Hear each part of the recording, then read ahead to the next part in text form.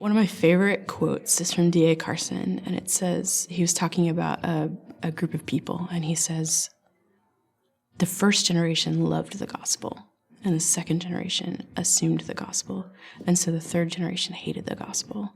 And I think a lot of us fall in that assumption of the gospel in a lot of ways, and that's where I fell. I still fall there sometimes. Like I just start to assume the gospel in a way it doesn't apply to my sin. It doesn't make me wrestle with my sin. I want the gospel to change my life every single day. And that means I need to have an understanding of my sin. I need to know I'm absolutely powerless to save myself. I'm absolutely powerless I cannot wrestle with my sin and win. I can't do it. By the power of God, I cannot do it. That's a good thing. That's the grace of God that we cannot do that on our own. And so Christ came and he lived a sinless life,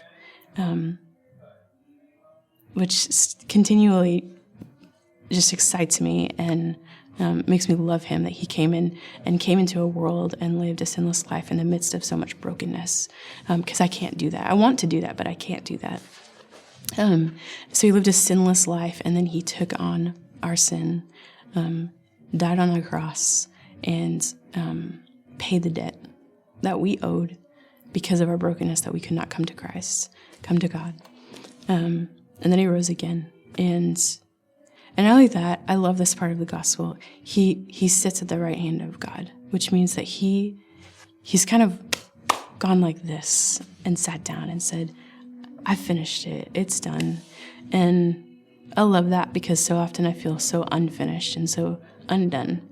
And he's saying, hey, it's okay. I've got this. I've finished it. It's done. I think that's what the gospel is. That's what I'm continually learning that the gospel is. And there are aspects of that are weak in me that need to be strengthened, and theological points that the Lord is always kind of tweaking. And that's part of eating meat instead of milk. And yeah, but that's the truth of the gospel.